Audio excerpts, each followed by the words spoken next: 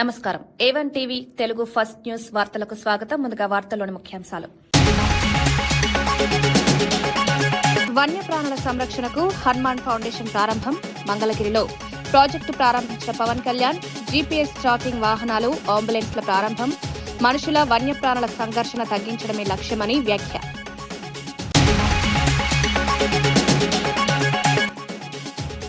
మూసీ ఆక్రమణలపై నాసింగిలో కవిత ఆందోళన. బడా కంపెనీలపై చర్యలు ఎందుకు లేవని ప్రశ్న. హైడ్రా అధికారులు వెంటనే చర్యలు తీసుకోవాలని డిమాండ్. నదీ పరిరక్షణలో ద్వంద్వ వైఖరి అంటూ ఆరోపణ.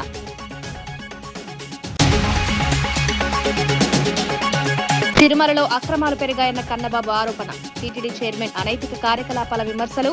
ధర్మం కాపాడతారా సీఎం అంటూ సూటి ప్రశ్న. ప్రభుత్వం వెంటనే స్పష్టతనివ్వాలని డిమాండ్ చేసిన కన్నబాబు.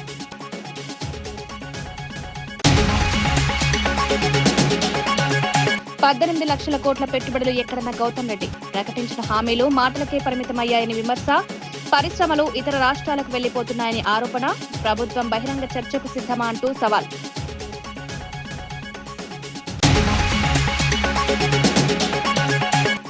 పారాక్విట్ గడ్డి మందును వెంటనే నిషేధించాలని డిమాండ్. విషపూరిత ప్రభావాలపై ఐఎంఏ తెలంగాణ హెచ్చరిక. రైతుల ప్రాణాలకు ముప్పుందని వైద్యుల ఆందోళన. సురక్షిత ప్రత్యామ్నాయాలు ప్రోత్సహించాలని సూచన.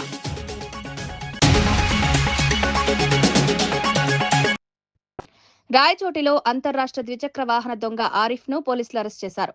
నిందితుడి నుంచి సుమారు 40 లక్షల విలువైన 24 ఖరీదైన మోటార్ సైకిళ్లను స్వాధీనం చేసుకున్నారు. విలాసవంతమైన జీవితానికి అలవాటు పడి పగటిపూట రెక్కి నిర్వహించి రాత్రి వేళల్లో వాహనాలను ఎత్తుకెళ్తున్నట్లు పోలీసులు వెల్లడించారు. అన్నమయ్య, చిత్తూరు, కడప, తిరుపతి జిల్లాల్లో వరుసగా బైక్ చోరీలు చేసినట్లు గుర్తించారు. దొంగిలించిన వాహనాలను తక్కువ ధరకు కొనుగోలు చేసిన మరో ముగ్గురిని అదుపులోకి తీసుకున్నారు. ద్విచక్ర వాహనాలను నిలిపేటప్పుడు తప్పనిసరిగా తాళాలు వేసి అప్రమత్తంగా ఉండాలని ఎస్పీ ధీరజ్ కునుబెల్లి సూచించారు. కేసును చాకచక్యంగా ఛేదించిన పోలీసు సిబ్బందిని అభినందించి రివార్డులు అందజేశారు.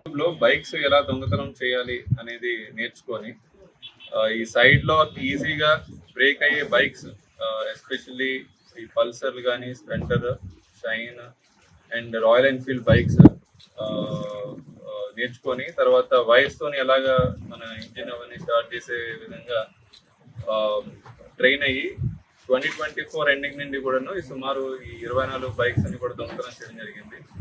దీనిలోని రిసీవర్స్ కి 10,000 అమౌంట్, 15,000 అమౌంట్ కి అమ్మేవాడు. వాళ్ళు ఫర్దర్ 20,000 to 30,000 బైక్ ని కస్టమర్స్ కి అమ్మేవాళ్ళు.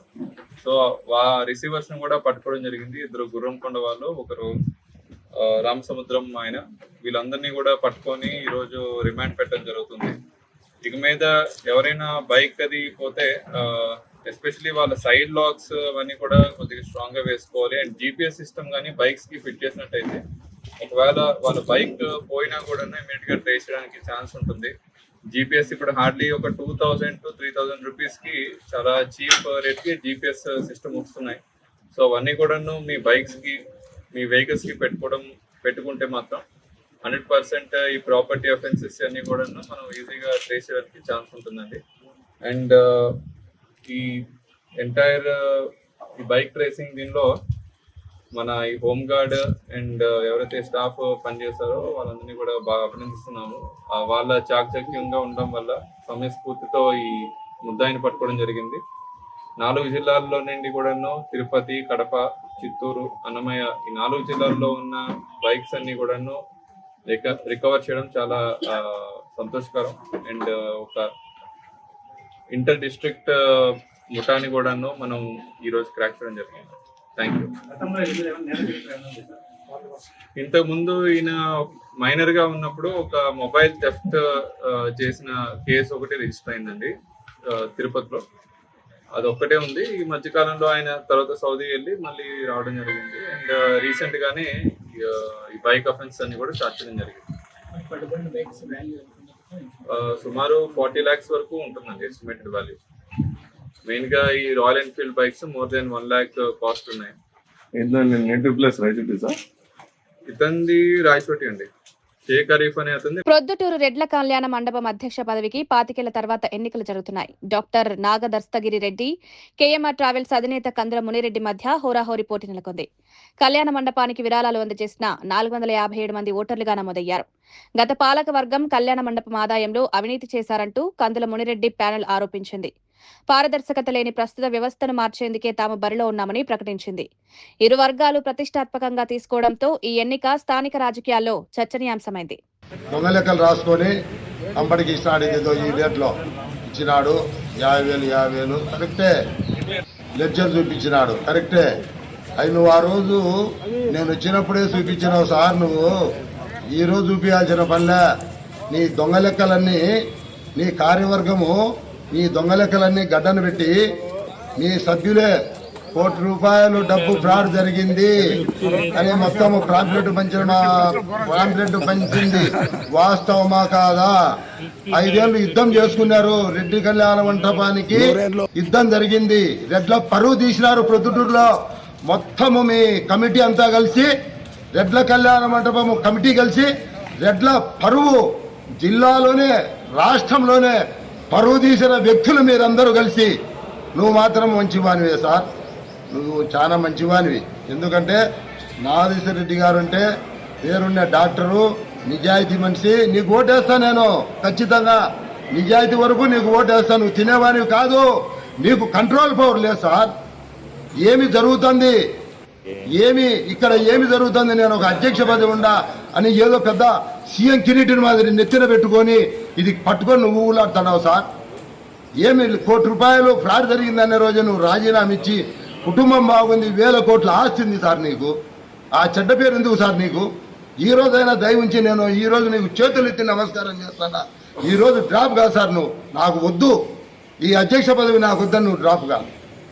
నేను అడిగింది ఏంది ప్రెస్ మీట్లో, నేను రసీదు బుక్కు, చందాదారుల బుక్కు తీసుకొని రూల్ ప్రకారము ₹1,00,000 చందా ఇచ్చే మాకు ఒక కాపీ ఇస్తారు. డూప్లికేట్ కాపీ వెనకల పలాని రోజు ఈ అమౌంట్ బ్యాంకీలో వేసినాము, ఈ ₹1,00,000 కానీ 50,000 కానీ 10,000 కానీ 20,000 కానీ 2 లక్షలు కానీ బ్యాంకీలో పలాని డేట్ వేసినాం అనేది రూల్ పొజిషన్. అవునా కాదా నువ్వు చెప్పు. నేను 10వ తరగతి సార్, నేను మొరటోని వ్యవసాయదారుని, నేను మొరటోని, నువ్వు మరి డాక్టర్. నీ దగ్గర మెంబర్లు ఎంతో మంది మేధావులు ఉన్నారు, అట్టా ఇట్టా కాదు, బీకాము డిగ్రీలు చదివిన వాళ్ళు ఉన్నారు. మరి వాళ్ళంతా చెప్పండి రూల్ పొజిషన్. ఇప్పుడు నేను కళ్యాణం కాండా రమ్మంటే నాగేశ్వర రెడ్డి గారికి 2 సార్లు ఫోన్ చేయించా, ఎత్తాడు.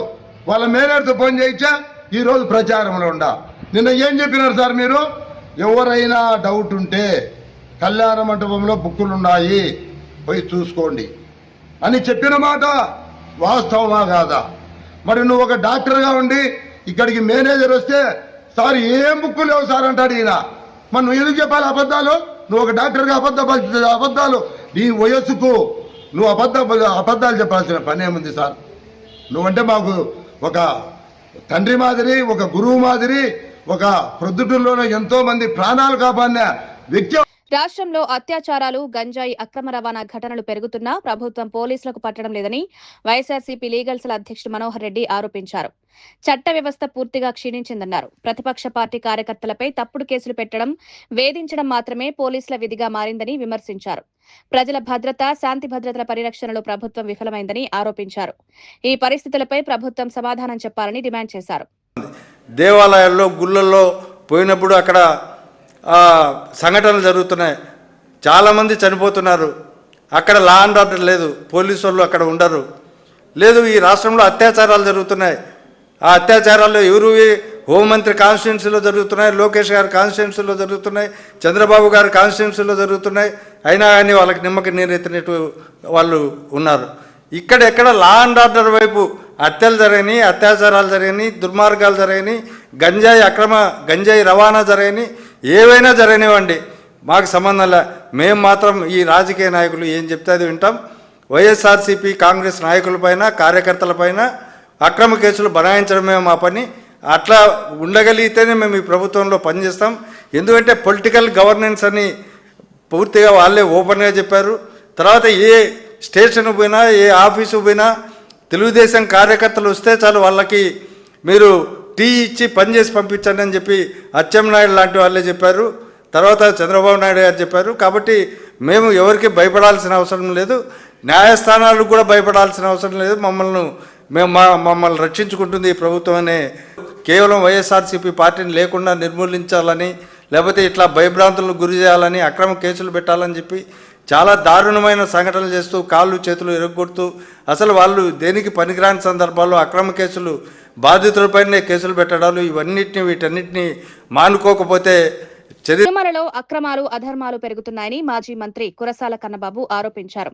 టీటీడీ చైర్మన్ అనైతిక కార్యకలాపాలకు దిగజారని తీవ్ర విమర్శలు చేశారు.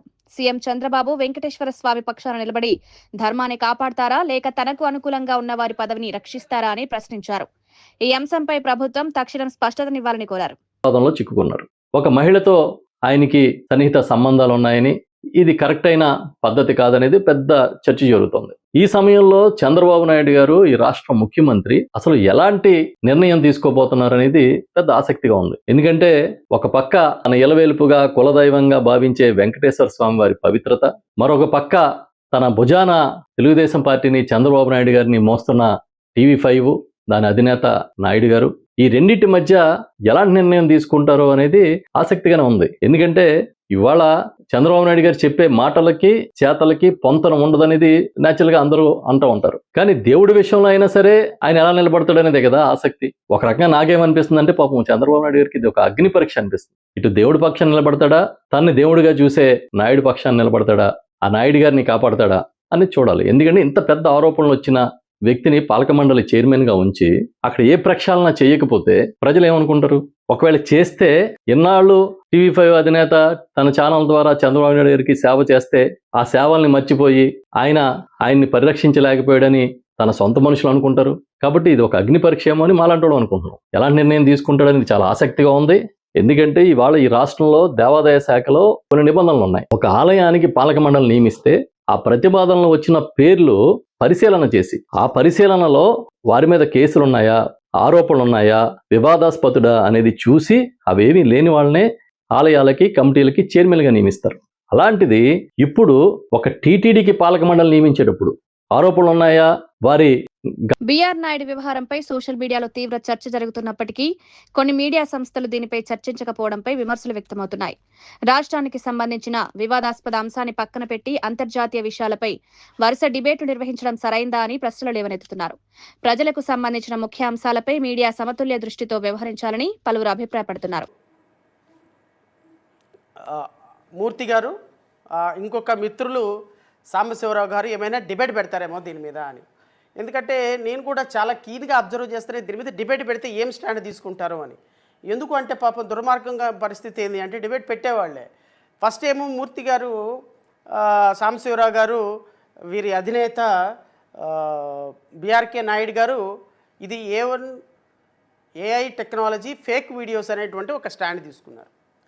పాపం దాని మీదే నిలబడి ఉన్నట్టయితే ఇబ్బంది ఏమి ఉండేది కాదు.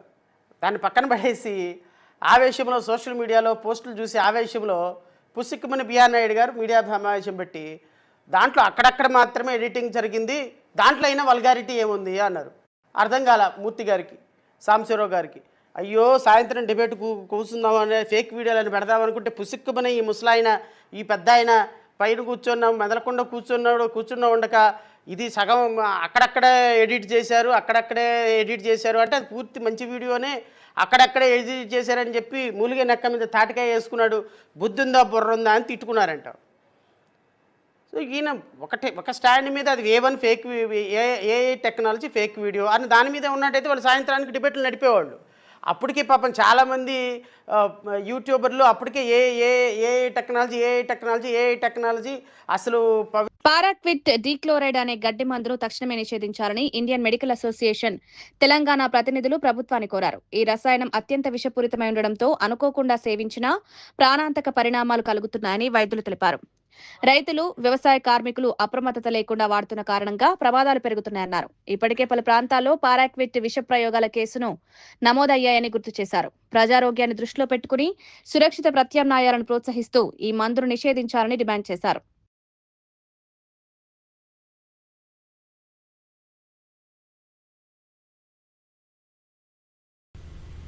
దీనివల్ల అసలు 100% చనిపోతున్నారంటే ఆబ్వియస్గా దీన్ని బ్యాన్ చేయాల్సిందే.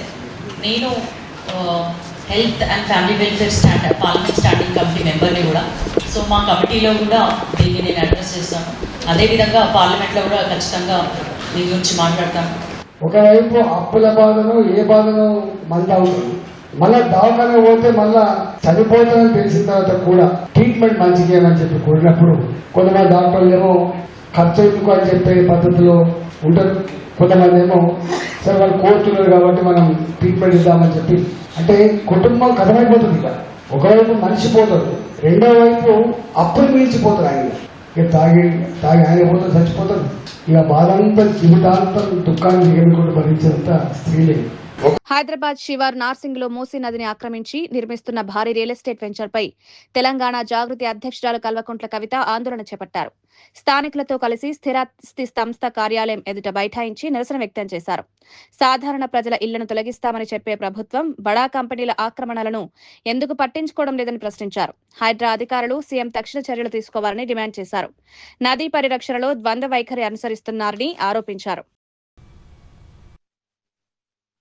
భాగంగా అనేక కంప్లైంట్లు ఇచ్చున్నాం హైడ్రాకి, పెద్దవాళ్ళ మీద. ఉద్బులాపూర్లో పోయి పేదవాళ్ళ ఇండ్లు గులగొట్టిరు, మూసీ నది చుట్టుపక్కల కూడా పేదవాళ్ళ ఇండ్లు గులగొట్టిరు. కానీ మూసీ నదిలోనే కడుతున్నటువంటి మన వెనుక కనబడుతున్నటువంటి ఇంత పెద్ద బంగ్లాను మాత్రం హైడ్రా రంగనాథ్ గారికి కనబడతలేదు, సీఎం రేవంత్ రెడ్డి గారికి కనబడతలేదు, ఎవరికి కనబడతలేదు. గ్రానంతోనేమన్నా కళ్ళు కనబడుకునేమన్నా కనబడుతుంది కదా మనందరికీ. రంగనాథ్ గారు బుల్డోజర్ తీసుకొచ్చే వరకు మనం ఇడు ఉందామా? పక్క ముచ్చట్నా? మళ్ళా మాట తప్పుతారా? అంతేనా? మూసీ నదిలో ఆ పక్కన మధు పార్క్ రిడ్జ్ అనేటటువంటి మధ్యతరగతి వాళ్ళు కట్టుకున్నటువంటి అపార్ట్మెంట్స్ ఉన్నాయి. ఆ అపార్ట్మెంట్ కట్టి 20 ఏళ్ళు అయింది.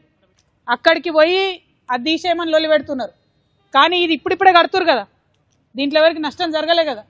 పర్మిషన్ ఇచ్చింది బీఆర్ఎస్ ప్రభుత్వం.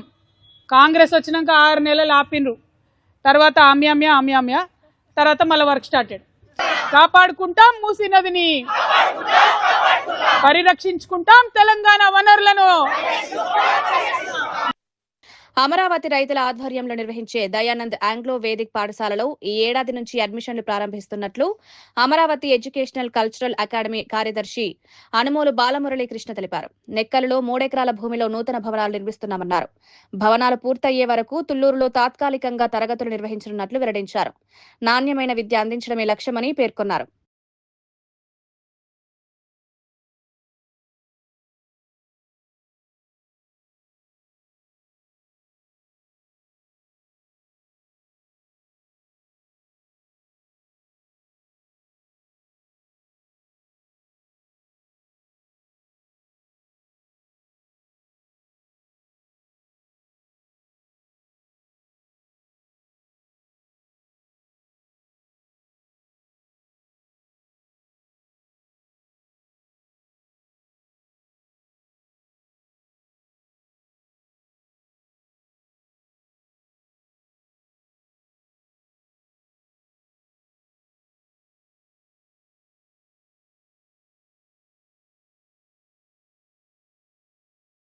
వన్యప్రాణుల సంరక్షణ కోసం ఏపీ ప్రభుత్వం హనుమాన్ ఫౌండేషన్ ప్రాజెక్టును ప్రారంభించింది.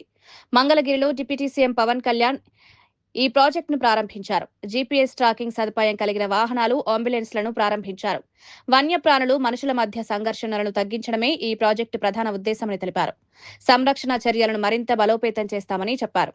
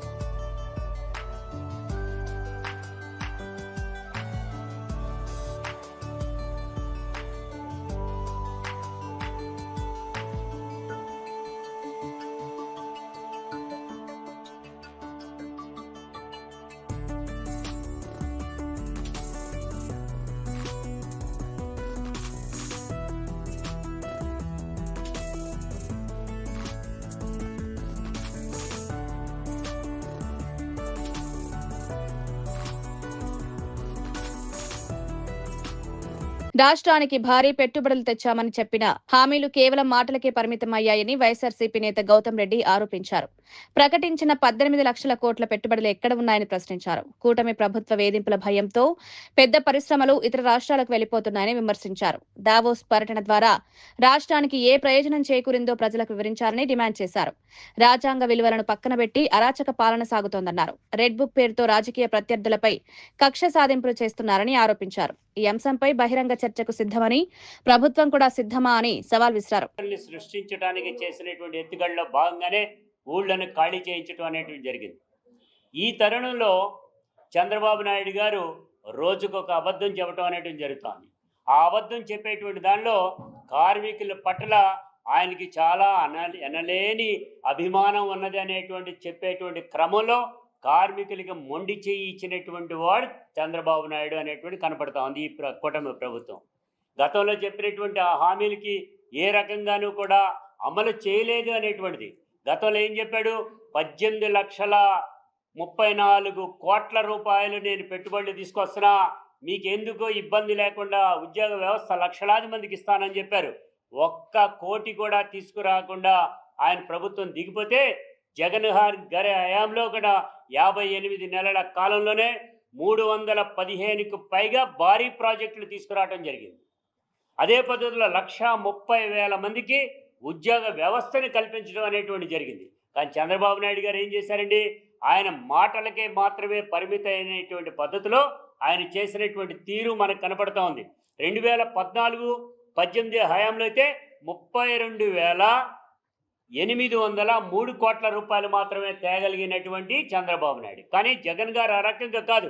ఆయన 13,11,000 కోట్ల రూపాయలు తీసుకురావడం, 6 లక్షల మందికి ఉద్యోగ వ్యవస్థను కలగజేయడానికి తీసుకుంది. 3,30,000 ఇవ్వటం, 6 లక్షల మందికి ఉద్యోగ వ్యవస్థకి మొత్తం అంతా తయారు చేసి ఇచ్చేటి ప్రజల ముందు కూడా పెడితే కూడా వాటన్నిటి కూడా పక్కన పెట్టినటువంటి వైనం చంద్రబాబు నాయుడు గారి దగ్గర ఉంది. ఇవాళ మీకు ఇంకొకటి ఆశ్చర్యం, ఈ ప్రభుత్వం, ఈ కూటమి ప్రభుత్వం వచ్చిన తర్వాత 400 భారీ ప్రాజెక్టులన్నింటినీ కూడా బయటకు పంపించేశాడు. 450 ప్రాజెక్టుల్ని జగన్ గారి ప్రభుత్వంలో అనుమతించి ఐపీఎల్ సీజన్ నిర్వహణపై 7 జట్ల యజమానులతో గవర్నింగ్ కౌన్సిల్ సమావేశం జరిగింది. విశాఖ, మంగళగిరి, కడప స్టేడియాల్లో మ్యాచ్లు నిర్వహించనున్నట్లు ఏసీఏ కార్యదర్శి సానా సతీష్ బాబు తెలిపారు. క్రీడాకారుల వేలం ఏప్రిల్ 25న జరుగుతుందని, జూన్ 3న తొలి మ్యాచ్, జూన్ 28న ఫైనల్ విశాఖలో నిర్వహిస్తామన్నారు. ఈసారి డొమెస్టిక్ జిల్లా మ్యాచ్లను ముందుగా నిర్వహించి ప్రతిభావంతులను ఎంపిక చేస్తామని చెప్పారు. ప్రతి జట్టుకు ఎథిక్ ఆఫీసర్గా రిటైర్డ్ పోలీస్ అధికారిని నియమిస్తున్నామని తెలిపారు. ఈ కొత్త తరహాలో ఈ సంవత్సరం 3 స్టేడియంస్లో ఈ మ్యాచ్లు నిర్వహించాలని చెప్పేసి నిర్ణయించారు. ఈ 3 స్టేడియం, ఒకటి మంగళగిరి, కడప అండ్ విశాఖపట్నం సైడ్లో జరుగుతుంది. ఏప్రిల్ 25న ఆక్షన్ జరుగుతుంది, ప్లేయర్స్ యొక్క ఆక్షన్ జరుగుతుంది. ఇది గత సంవత్సరం లాగా మెగా ఆక్షన్ కాదు, ఇది రిటైనర్ చేసుకున్న తర్వాత మిగిలిన ప్లేయర్ వరకు ఆక్షన్ జరుగుతుంది.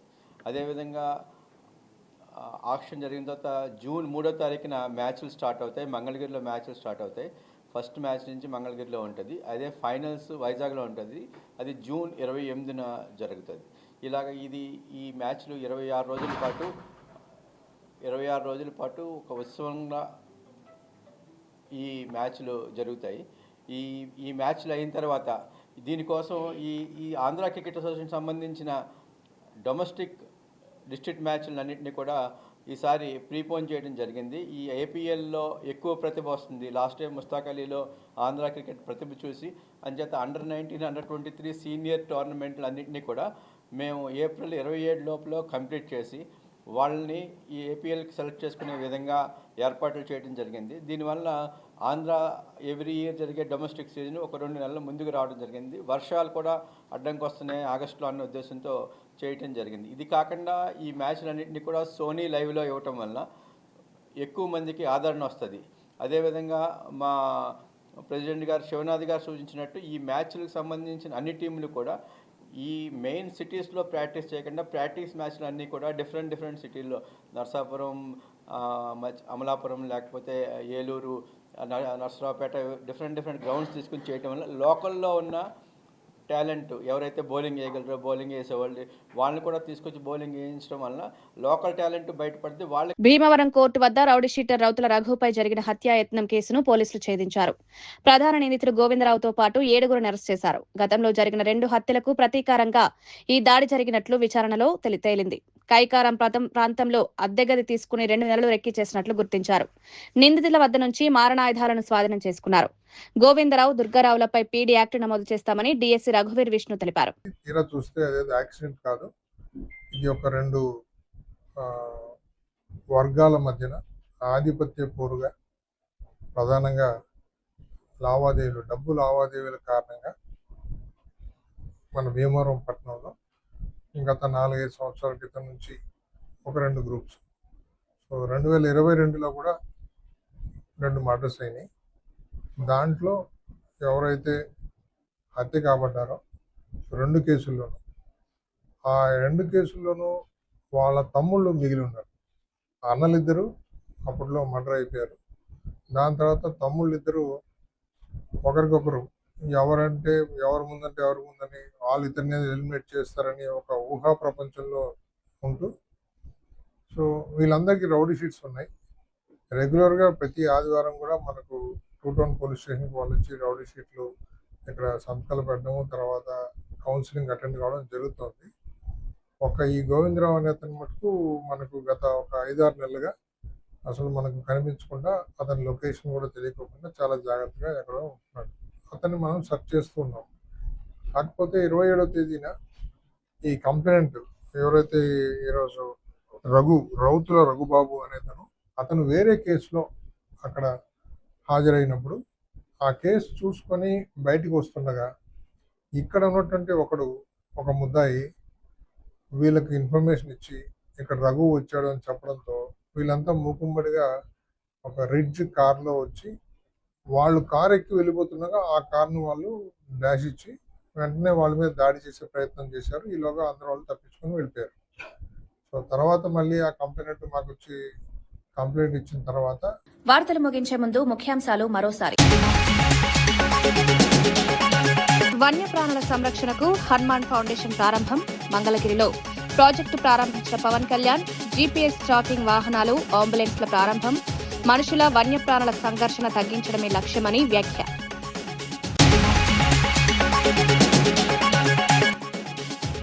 మూసీ ఆక్రమణలపై నాసింగిలో కవిత ఆందోళన.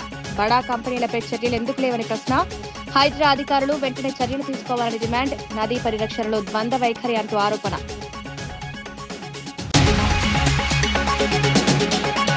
తిరుమలలో అక్రమాలు పెరిగాయన్న కన్నబాబు ఆరోపణ. టీటీడీ చైర్మన్ అనైతిక కార్యకలాపాల విమర్శలు. ధర్మం కాపాడతారా సీఎం అంటూ సూటి ప్రశ్న. ప్రభుత్వం వెంటనే స్పష్టతనివ్వాలని డిమాండ్ చేసిన కన్నబాబు.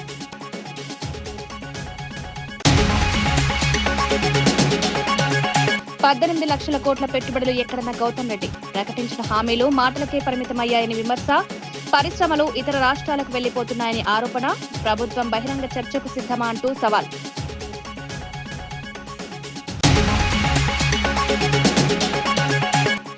పారాక్విట్ గడ్డి మందును వెంటనే నిషేధించాలని డిమాండ్. విషపూరిత ప్రభావాలపై ఐఎంఏ తెలంగాణ హెచ్చరిక.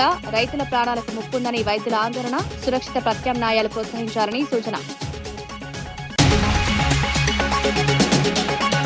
ఇవి ఈనాటి వార్తా విశేషాలు. మరో బులెటిన్లో మళ్ళీ కలుద్దాం. నమస్కారం.